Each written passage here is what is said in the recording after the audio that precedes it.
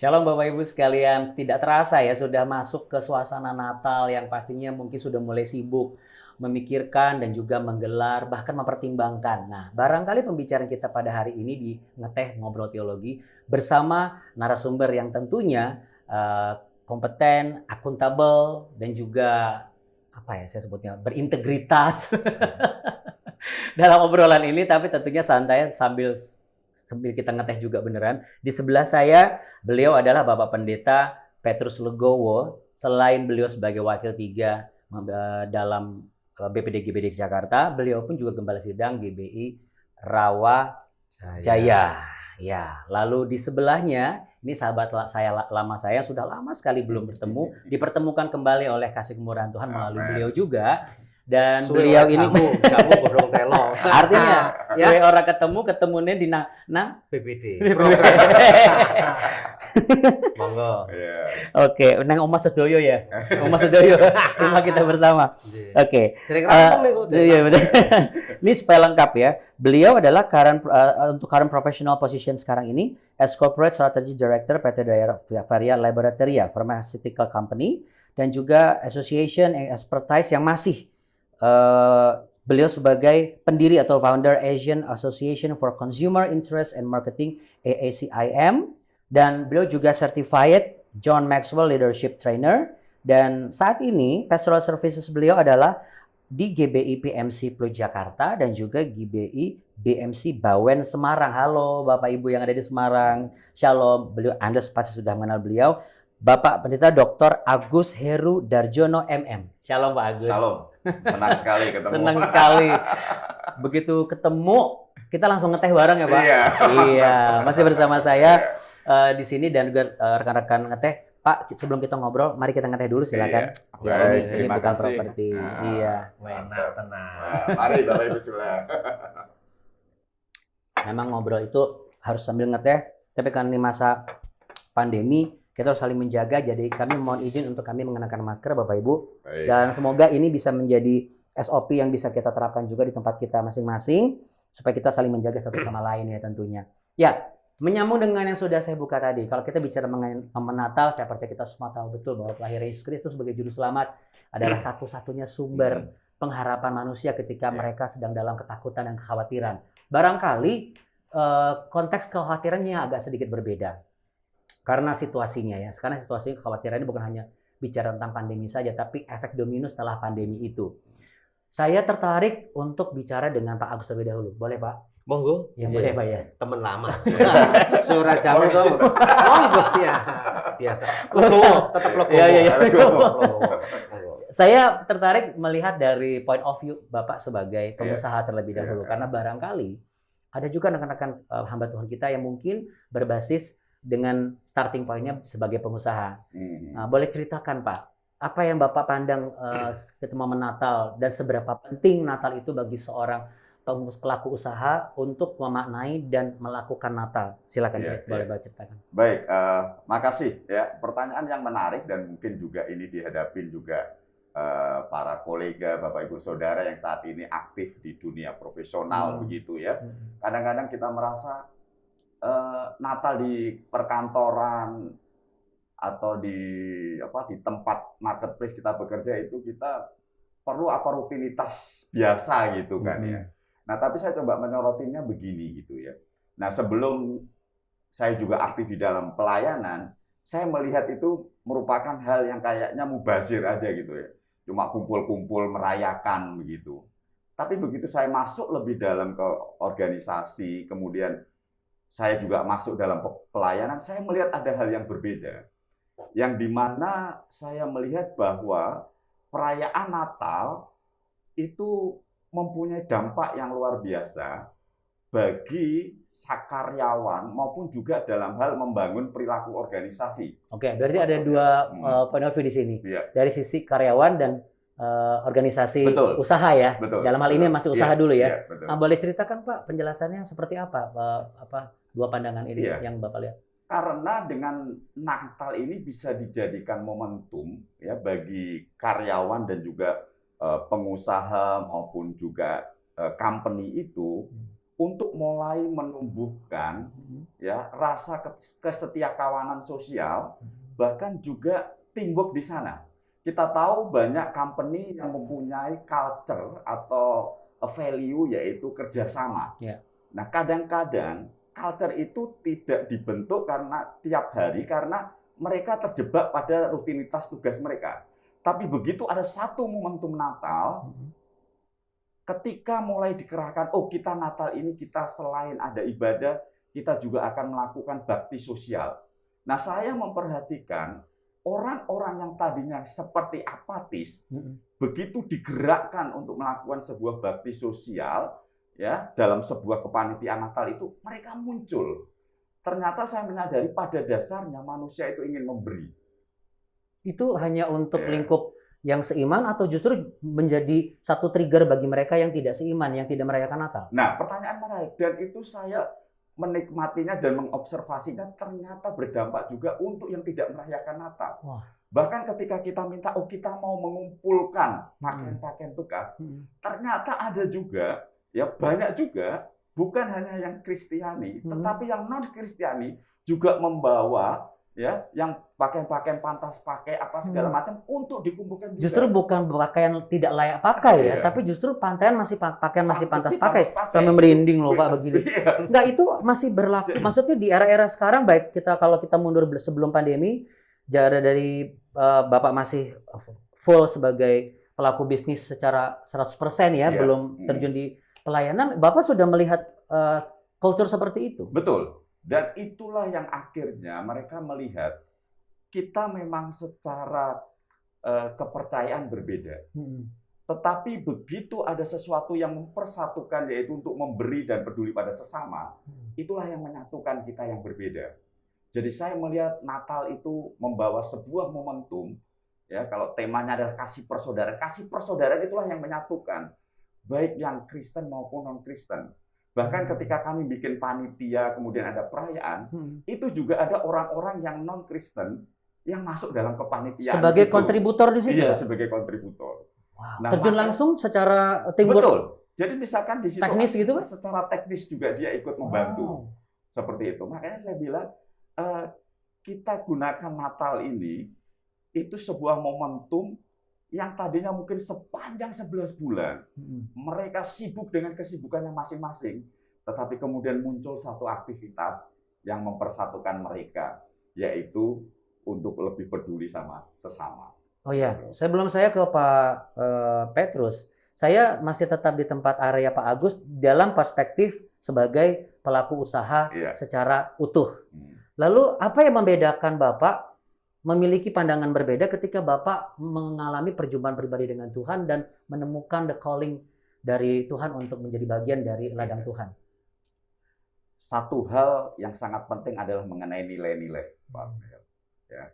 Ketika kita bekerja di marketplace, sebelum kita mendengar panggilan Tuhan, nilai-nilai pekerjaan kita itu hanya bekerja mencapai key performance indicator, mendapat insentif ya, sehingga berinteraksi dengan orangnya ya kita anggap biasa saja. Tapi begitu kita menemukan bahwa kita ditaruh di marketplace, itu ada nilai-nilai Kristiani yang bagus sekali, yang dimana kita mengabarkan kabar baik. Ketika saya ketemu sama orang lain, ketika saya ketemu sama anak buah saya, sudah berbeda. Saya tidak hanya sebuah hubungan transaksional antara atasan dan bawahan, tapi lebih dari itu, ketika saya memimpin, ada nilai-nilai kepemimpinan di sana, ada nilai-nilai kasih di situ. Bukankah, mohon saya potong, bukankah Bapak juga belajar, saya kan lihat di sini, founder Asian Association for Consumer Interest and Marketing. Saya yakin Bapak juga secara institusi dan dunia pendidikan, pasti mempelajari nilai-nilai leadership, leadership issues ya, akhirnya seperti itu ya. Apa yang membedakan antara leadership issues itu dengan leadership yang Bapak maksudkan tadi? Iya. Jadi kalau kita melihat, kadang-kadang disadari atau tidak sadar, kepemimpinan yang tanpa nilai-nilai Kristiani ya adalah kepemimpinan yang hanya mengutamakan pencapaian tujuan. Ya. Jadi pemimpin mempush anak buahnya untuk mencapai tujuan tertentu. Maksudnya one pressure untuk one ini. Ya, one pressure, one goal, tetapi goal. tanpa memikirkan apa yang terjadi di proses. Terserah banyak hati yang terluka gitu kan ya, tapi goal tercapai pemimpin nggak peduli. Tapi begitu kita tahu bahwa kita itu dibawa ke Tuhan memimpin dengan kasih, itu beda. Kita memikirkan, kita sama-sama mencapai goalnya, tapi kepemimpinan non-Kristiani, ya kadang-kadang kita nggak sadar. Pokoknya kita kepengen rebut ini selesai, saya mencapai. Tetapi kepemimpinan Kristiani yang diajarkan oleh Tuhan Yesus sendiri memikirkan prosesnya. Saya kepengen mencapai goal, tetapi di sisi yang lain itu ada kasih, nilai-nilai yang ditulis. Sehingga orang mencapai bersama-sama dengan kita itu dengan sukacita. Maksudnya dengan adanya nilai humanis, lebih humanis maksudnya? Atau ada yang lebih dalam dari situ? Dari humanis. Oke, ya. saya Lebih lihat dalam wajah dari kalau humanis. dari sorot matanya Pak Heru nih, sebenarnya kalau ngomong begini pasti penggambar pribadi. Bapak sudah mau terharu sebenarnya. Iya, Terlihat dari Iya, terlihat. tanda-tandanya. Karena ketika seseorang mengalami pertumbuhan pribadi dengan panggilan Tuhan secara pribadi, saya merasa ada satu nilai yang begitu absolut yang nggak bisa tergoyahkan. Jadi bukan kompromi, iya kan? Kalau jadi penerapan leadershipnya bukan ya udahlah dulu saya katakanlah seperti tirani dengan tangan besi, terus tidak punya hati, ya udahlah. Tapi bukan kompromi, pasti akan lebih dari itu. Lebih dari itu ya. Apa Pak maksudnya? Apakah sesuatu dispensasi barangkali atau hal yang lain? Lebih peduli atau bagaimana? Ini sebelum saya masuk ke sini nih, ke Pak Petrus. Nggak masuk ke beliau juga nggak apa-apa. Oh nggak apa-apa, oke baik, kita berdoa aja Pak. Saya tetap legowo. Wah, Iya, aduh, soalnya tanggung Pak, biasanya biar nggak nanggung gitu. Bukan soal tanggung, ini karena teman lama seperti itu biasa. Jadi saya naungi aja nggak apa-apa. Atau gini Pak, biar nggak terlalu mencolok, apa Bapak geser ke sini saya di sini? Nggak juga kalau ya. Nggak juga. Saya tetap legowo. Iya, tetap legowo. Mau izin loh Pak sebentar. Tapi tetap Silakan Petrus, Pak Agus. iya. Monggo, Pak. Jadi Oke, lebih dari humanis ya, karena kita tahu bahwa ketika teladan kita Yesus Kristus itu ketika masuk di dunia ini, itu bukan hanya sentuhan di humanisnya, tapi dia memikirkan jiwa-jiwa. Dia memikirkan jiwa-jiwa. Satu contoh ya, Mas Afniel. Ketika kita di perusahaan, dulu saya bercakap-cakap sama karyawan biasa.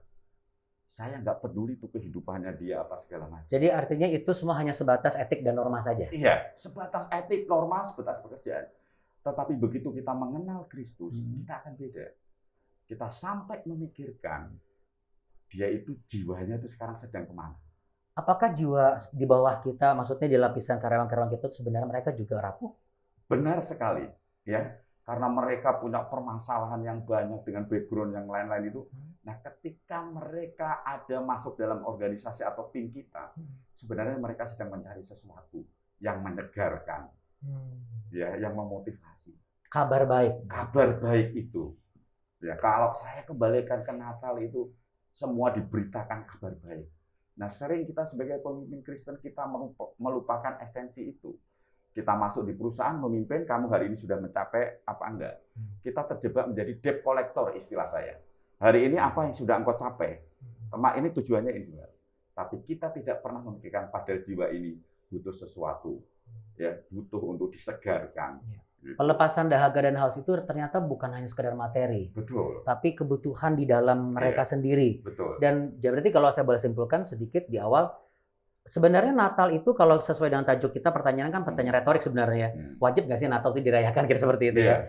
Sebenarnya bukan masalah kewajiban dalam tanda konteks bahwa ini kalau nggak dilakukan kena pelanggaran nih, atau kena sanksi iman misalnya, atau sanksi organisasi gereja atau gimana. Lari, Iya Pak. lari nanti ke disiplin pemecatan gitu. Iya. Bagian Wah, itu. indisipliner ini kamu nggak ngelewatin nggak merayakan Natal. Bukan lebih ke sana ya, Betul. tapi lebih kepada bagaimana kita melakukan misi untuk bisa memberikan satu pemenuhan kebutuhan batin mereka. Betul. Oke, Betul. saya di situ dulu ke Pak Petrus. Pak Petrus kan background-nya juga based on pendidikan. Kalau kita bicara mengenai edukasi, itu kan instrumennya banyak tuh Pak.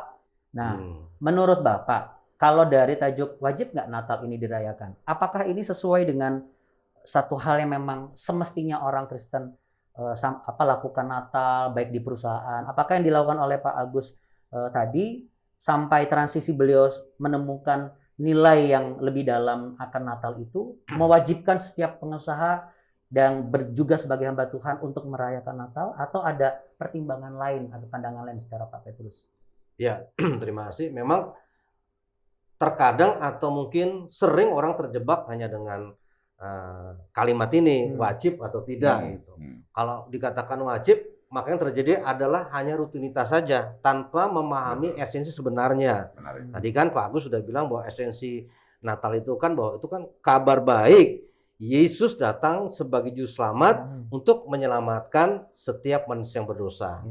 Esensinya kan itu. Jadi ingin menyelamatkan supaya manusia tidak binasa, tapi memperoleh hidup yang kekal. Jadi Yesus itu datang memberikan kabar baik untuk memberikan kepada kita kekekalan yang kekal. Nah, jadi bukan soal wajib atau tidaknya, tapi esensinya itu apa? Kemudian kebutuhan kita memang untuk memperoleh kehidupan yang kekal itu, sehingga memang Natal itu sebuah kebutuhan untuk dirayakan. Kalau dalam dunia pendidikan misalnya di kalangan siswa, siswa itu kan dari SD, SMP, SMA, atau di kalangan mahasiswa. Nah, ini kalau berbagi pengalaman, saya pernah juga menjadi guru, saya juga pernah dasarkan masih dosen gitu ya. Nah, ini gimana Pak? Ya, Bapak sampaikan aja dong. Oh, Bapak gitu ya. Gimana? Iya. Nah, saya pernah juga di SMA.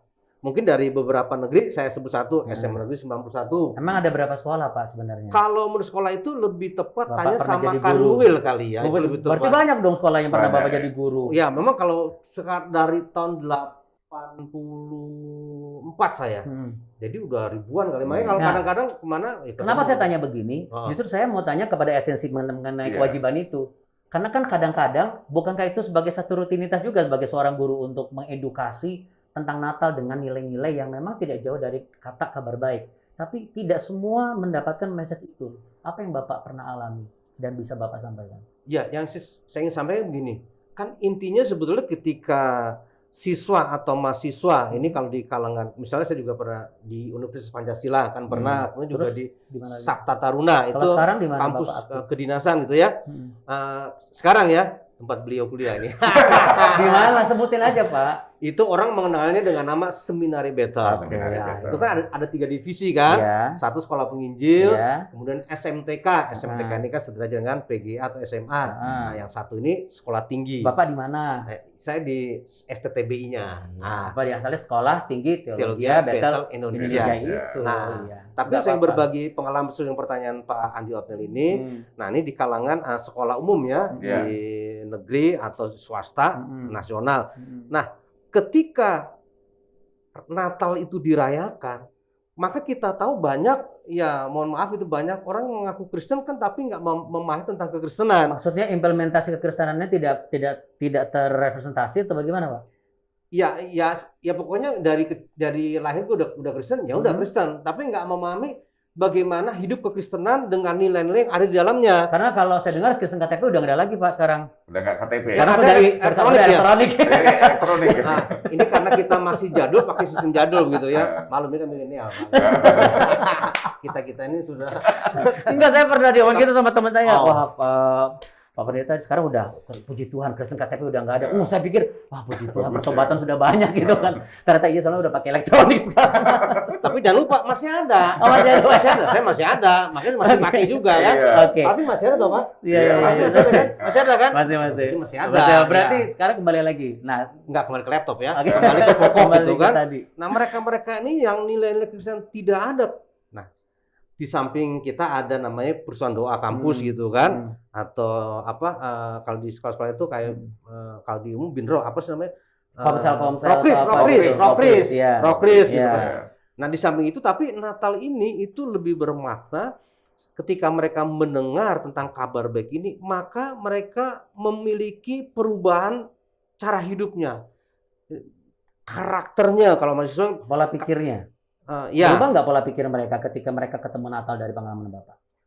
Ada. Jadi mereka yang tadinya, mohon maaf gitu ya, apalagi kalau misalnya suka sekolah teknik gitu tuh, itu yang biasa tukang mabuk setelah mereka itu ya terlibat sebagai panitia atau di situ ikut perayaan Natal, maka ketika firman disampaikan, mereka tuh benar-benar memang mungkin sesuai dengan nama saya Petrus gitu kan, keras gitu. Mereka, saya bilang jangan sampai nggak mendengar khotbah. Jadi ketika khotbah maka di situ ada rema dan mereka kemudian ada perubahan yang tadinya tukang mabuk sekarang nggak mabuk. Ya itu ada perubahan-perubahan Artinya seperti itu. ada pembaharuan hidup bagi orang yang sudah mengenal kebenaran itu. Iya. Pada awalnya kan kalau di sekolah-sekolah yang nasional ini kan dari berbagai sinode, gitu kan. Jadi kita nggak tahu persis bagaimana gereja, tapi pasti kita mengetahui bahwa pasti kabar baik tentang Yesus lah. Cuma bagaimana tingkah laku kita nggak. Nah, tapi ketika kita mencoba mereka ikut dalam prenatal ini, nah disitulah mereka kemudian menerima mereka perubahan hidup yang tadinya itu memang nilai-nilainya tidak mencerminkan kekristenan sehingga teman-teman bilang lu sama aja mungkin. Tapi ketika mereka itu sungguh-sungguh dan melalui prenatal ini ada perubahan, Kristen gitu ya. Nah, perubahan sikap ini kemudian membuat mereka itu memang akhirnya nular dengan mereka-mereka yang katakanlah yang bukan Kristen. Oh, itu justru bisa memberikan satu influence ke mereka juga. Iya, gitu. jadi mereka akhirnya mengabarkan kabar baik itu kepada temannya. Dan dari pengalaman saya memang ada juga yang akhirnya mereka, iya walaupun tidak kemudian ikut ke kita, tapi cara hidupnya berubah. Oke, berarti seperti tadinya dia misalnya ngerokok nggak ngerokok gitu ya. Ada pengabaran. Tapi yang paling... artinya ada pembaharuan dan perubahan hidup. Iya. Setelah kabar baik itu diterima, karena itu kebenaran yang akhirnya melepaskan mereka dari ikatan-ikatan yang selama ini terikat dengan baik rokok, narkoba, kelakuan buruk dan segala macam, nyontek dan sikap-sikap yang sekarang mereka udah Kristenan. Mengandalkan Tuhan gitu. Iya, oke. Tapi ada orang tua juga itu yang bagus yang pernah cerita ya beberapa waktu yang lalu begitu. Dia pernah cerita di pendidikan atau di pendidikan. Dia orang sama-sama orang tua dia cerita. Anak saya itu pernah jadi panitia. Setelah jadi panitia Natal itu gitu ya. Kok ada perubahan perilaku, Pak, gitu. Padahal panitia ya. Dia panitia kan gitu. Pasti sibuk, kemudian sibuk, dia jadi panitia. Sebelum dia melihat karena memang aktivitasnya sebagai panitia memang ada bakti sosial apa segala macam gitu. Nah, orang tua juga kok ada perubahan gitu. Dia kok sekarang lebih care gitu, seperti itu. Mungkin yang disampaikan Pak Petrus. Nah, karena di situ panitia kan tidak diumbar gitu kan, tetap dibimbing, dibina, kemudian diarahkan oleh dosennya atau oleh gurunya. Betul. Gitu kan. Sebagai penanggung jawab ya. Cara bagaimana jobdesk mereka, tapi juga ini kita sebagai anak Tuhan bukan pengen dilihat, tapi kita mau melayani supaya banyak jiwa dimenangkan bagi surga. Oke, itu kalau dari konteksnya Pak Petrus, barangkali mungkin akan agak lebih sedikit mudah menurut saya. Karena ruang lingkupnya sudah ketahuan nih. Jaringannya kan networknya satu pasti rata-rata akan lebih banyak anak-anak Kristen karena memang rencon di situ. Saya masuk kepada Pak Agus lagi. Tapi sebentar satu lagi. Tapi justru kalau dari kalangan anak-anak pelajar ya, justru banyak membawa orang tua mereka, gitu ya, yang tadi hidupnya itu nggak sungguh-sungguh gitu ya. Kadang-kadang nih mereka sharing, iya Pak, kalau bapak ma ibu nyuruh kita ke gereja, di sini kagak ke gereja. Maksudnya kita suka gereja nih, bapak mancing, ibu arisan enggak gitu. Tapi melalui hidup mereka kemudian malah sekarang bapak ibunya itu malah setia, bukan rajin ya. Setia ibadah, setia ikut Tuhan, bahkan ikut juga istilahnya pendalaman Alkitab. Gitu. Dan akhirnya bertumbuh di gereja Bapak ya. Nah itu dia. Nah akhirnya ini Bapak bisa cerita secara komprehensif, berarti dia pasti Bapak bina juga tuh. Ya, artinya memang benar-benar ternyata tuh menular satu virus yang positif lah karena seperti itu ya. Bahkan ini bukan yang Kristen kan. Jadi ada yang sebetulnya dia non Kristen, Pak boleh nggak nih Pak gitu. Ikut pelajaran boleh aja, nggak masalah. Yang penting nanti kamu harus lapor sama guru. Nah ketika mereka ngikut maka mereka sekeluarga dimenangkan orang tuanya. Malah sekarang bukannya aktif Pak, setia. Setia. Nah ini betul Pak ya. Saya mau ke Pak Agus nih. Monggo. Oke.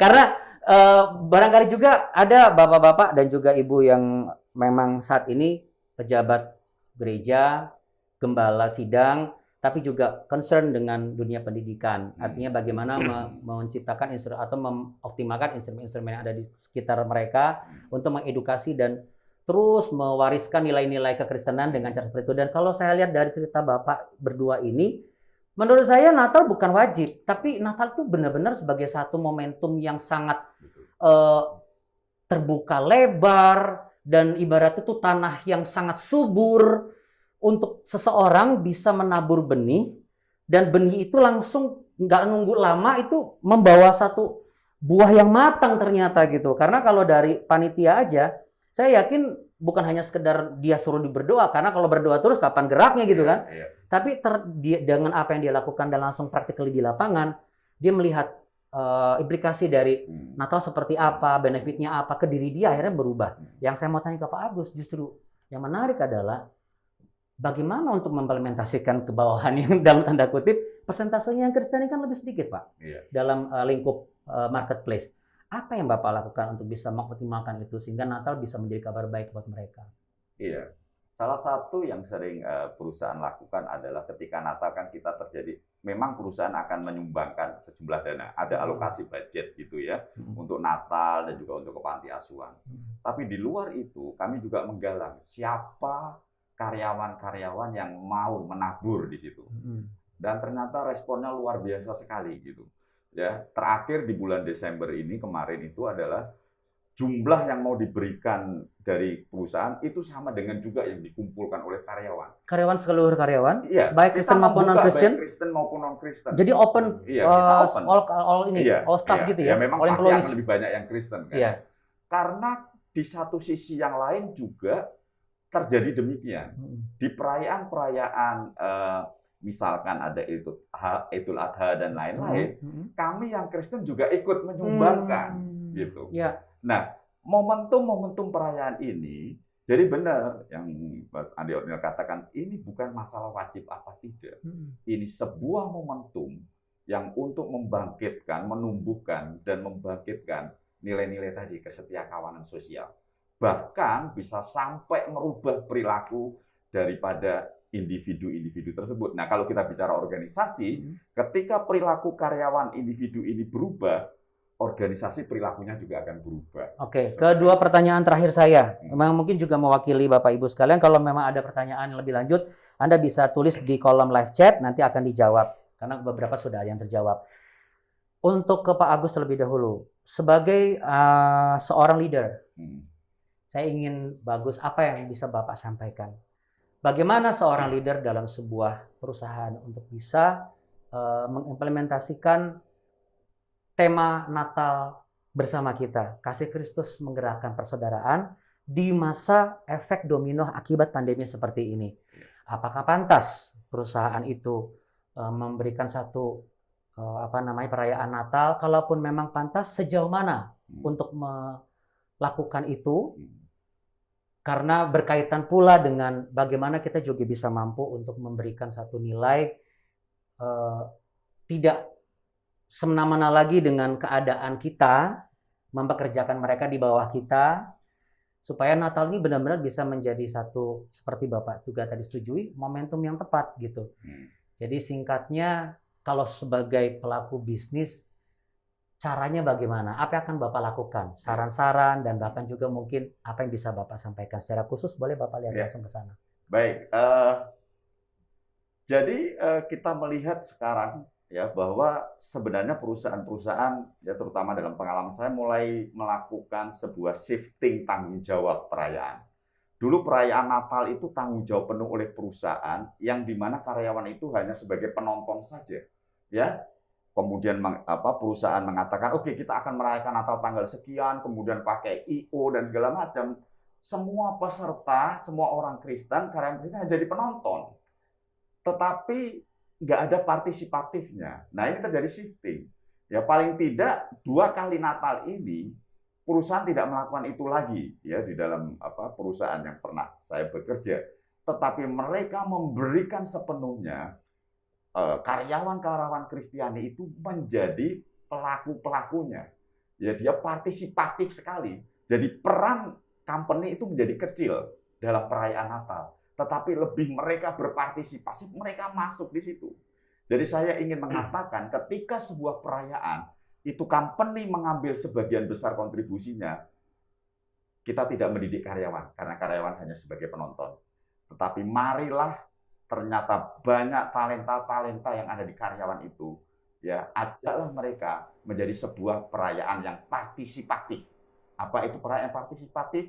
Disitulah mereka bergerak. Ya, mereka mengeksekusi apa yang di pikiran mereka.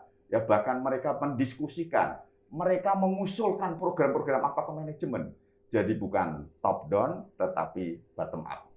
Itulah yang dikatakan perayaan Natal yang partisipatif, dan ini akan bisa merubah dan menggerakkan rasa kesetiakawanan sosial. Demikian. Makasih loh Pak Ya. Agus, puji Tuhan. Nah, Pak Petrus, last but not least, Pak, konklusi dari pembicaraan kita. Berarti bagaimana caranya agar rasa kewajiban itu tidak meninggalkan rasa bersalah ketika mungkin situasinya belum mampu. Situasinya sedang dalam kondisi baru saja usahanya itu lepas, baru saja kehilangan pekerjaan. Apa yang bisa dimaknai untuk Natal di tahun ini? Dari Bapak silakan barangkali. Dari sudut pandang. Dari sudut pandang Bapak. Ya, oke. Baik. Memang di samping di dalam pendidikan, saya juga dalam pengembangan. Memang kalau untuk jemaat, saya selalu memberikan semangat bahwa kasih Kristus itulah yang perlu kita miliki dalam hidup ini, sehingga melalui kasih Kristus itu yang telah dianugerahkan kepada kita, itu yang akan menggerakkan kita untuk kita menyadari, memahami, dan berbagi dengan sesama saudara. Siapa? Saudara-saudara kita, baik dalam berjemaat maupun di luar jemaat kita yang memang mereka itu sesama kita. Jadi kita harus benar-benar mengandalkan kasih Kristus, sehingga dengan kasih Kristus itulah kita dimampukan untuk bergerak, artinya menjadi saudara di dalam Kristus dengan Tuhan. Implementasi aplikatifnya kira-kira apa Pak? Ketika komisinya sedang tidak seberuntung itu, Saya pikir kalau untuk hamba-hamba Tuhan yang lain, memang saya pikir tetap ya mereka karena memahami bahwa kasih Kristus itu yang menjadi esensi Natal, maka dengan kasih Kristus itulah mereka tetap eksis untuk tetap menggembalakan atau melayani. Artinya bukan harus membuat satu pesta perayaan pun nggak apa-apa ya. Sekalipun Atau sederhana, syukur barangkali ya. sekalipun sederhana, mungkin kalau di luar itu istilahnya makan daging dan tulang, kita tanpa tulang, tempe tahu gitu kan. Yang penting maknanya sederhana tapi bermakna, itu sudah menjadi Natal. Jadi artinya standarisasinya bukan perayaan berarti. Betul. Tapi lebih kepada kita mengingat bagaimana peristiwa itu adalah satu peristiwa yang memberikan pengharapan bagi seluruh umat manusia. Atau meresponi kabar baik itu, Mas Adi Adil. Kita ingat ketika para gembala itu kan dia tidak membawa apa-apa, tetapi dia meresponi kabar baik itu mungkin. Tapi bawa ada domba gitu. Iya, dan Jadi mungkin bisa dengan apa yang dia punya gitu. Ayam nggak ada. Itu bawa kambing domba. Jadi yang penting meresponi kabar baiknya gitu kan ya. Oke, biar pas sekali lagi. Terakhir Pak Agus, Ya. apa yang ingin Bapak sampaikan di Natal ini, harapan Bapak silakan. Iya. Baik, mari kita jadikan Natal ini lebih bermakna untuk kembali lagi ke dua hukum yang terutama, yaitu yang pertama, Natal harus mengingatkan kita semakin mengasihi Tuhan Allah kita yang sudah lebih dulu mengasihi kita. Dan yang kedua, hukum terutama yang kedua, Natal ini harus mengingatkan kita semakin kita peduli dan berdampak bagi sesama. Ya, dan saya percaya Pak Petrus mau diucapin mewakili BPD Pak, boleh? Mungkin dari saya dulu gitu ya. Boleh. Jadi memaknai Natal bahwa Natal itu adalah berita tentang kasih Allah. Artinya kita juga harus mengasihi saudara-saudara kita. Dan itu akan menggerakkan kita. Baik kalau kita sesama para hamba Tuhan, para pejabat, para hamba Tuhan gitu ya. Tapi juga saya tak lupa mengucapkan untuk seluruh para hamba Tuhan di BPD DKI Jakarta, selamat Hari Natal tahun 2021 dan selamat menyongsong tahun 2022. Kasih Kristus selalu ada dalam kehidupan kita. Amin. Amin. Dan akhirnya dari Upper Room Studio BPD GBD Jakarta, saya PDM Andi Otniel bersama Bapak Pendeta Petrus Legowo dan juga Bapak Pendeta Agus. Saya mengucapkan terima kasih banyak atas perjuangan kita. Bersama kasih Kristus, mari kita bergerak untuk membangkitkan persaudaraan. Tuhan Yesus Amin. memberkati. Shalom. Shalom. Silakan Pak minum.